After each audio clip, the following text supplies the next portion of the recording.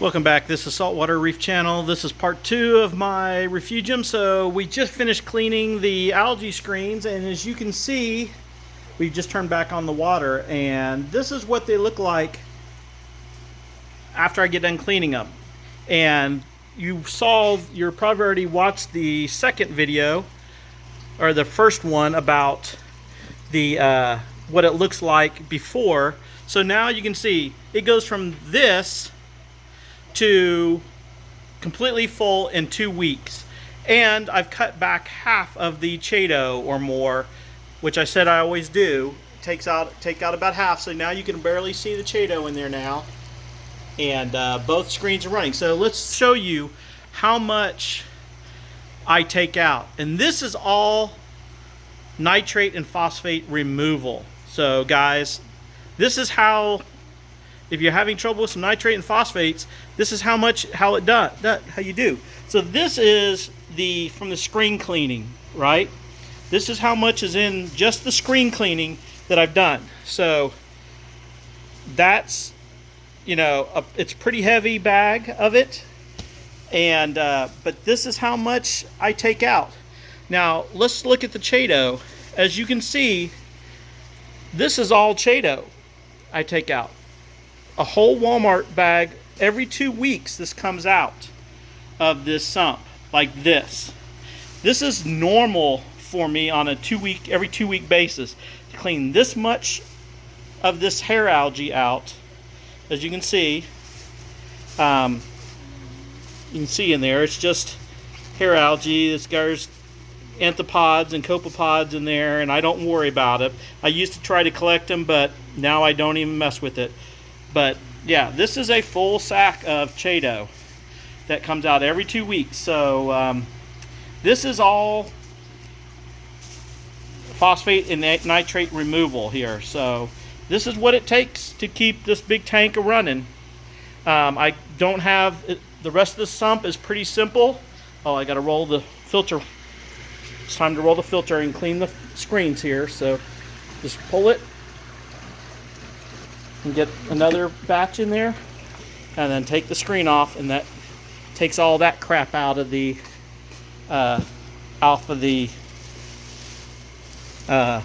tank too. So I do this about once a day. Just come in here and just rinse the screens clean. So whenever I go to lunch or come back from lunch, this is my routine, is just clean this. It takes just that long to change the filter floss, and let's get that big heavy thing off there, and boom, done with the cleaning of that screen. That goes back in, and this just cuts down on my nitrates and phosphates, just keeping this thing like this. So that's kind of my daily thing. Roll the filter, floss, and we got a little bit farther to go, it looks like. So let me pull it just a little farther. There we go. Once the suction's broke, it's much easier to do. But we have a skimmer, and that is the GFO and charcoal, rock, and heaters and pumps, and that is it. That's my sump for you. Needs to be clean. I know, get all this white stuff off. That's the next project when I do a water change, but that's it. And then the calcium reactor is living up there. The skimmer has died. I see a problem with these new ones like this. Yes, they're small and stuff like that, but the problem is after, like, this is a 4-year-old skimmer. Getting another pump like this, although Bulk Reef says it's going to be, what's going to happen in 10 years or so about getting another one of these? So I'm kind of leaning to, in the future, going with an external pump, just because I could get any external pump that's got a needle wheel to put on in the future. This is very specific to this skimmer, so I'm waiting to ordering a new one of these. This just went down the other day, so I'm running without a skimmer right now, and the tank is still doing just fine. It's not a need thing, but it does pull out about a half a cup every 3 days, That big cup is full about every 3 days of stuff, but my tank can survive without it, with just the Refugium and stuff going. So so I thought I would leave that to you. I did use a little bit of Phosphate RX to initially get the phosphates down on the tank, because the nitrates were already low enough. I didn't want to lower the nitrates anymore, so I used Phosphate RX to bring the phosphates down and to a reasonable level that I wanted to be at, and now the Refugium is keeping them there. So that was one of the things I looked at. Was my nitrates were already down at 5. I couldn't add any more screens. I would lower the nitrates even lower. So by just adding the Phosphate RX, and I put a filter, as you can see, this is just a filter, another filter media just like this down here. I just laid this over here up on top here, the screen, and let the water flow into this, and I changed it like 3 or 4 times in a 24-hour period, and then just rinsed it out. But that's how I did the Phosphate RX. I put it in the sump, let it go into the tank, and then caught it all right here as it flowed over this thing and into the screen.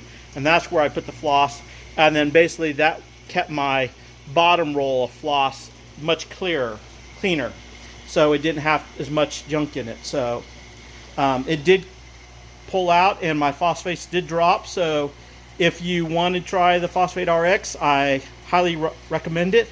It had no effect on my fish, my inverts, my corals, or anything like that. So I was pretty happy about that.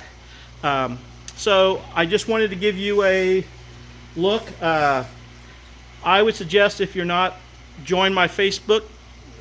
Follow me on Facebook, because that's where I post a lot more little pics and things throughout the day when I get inspired instead of making videos. So here we are.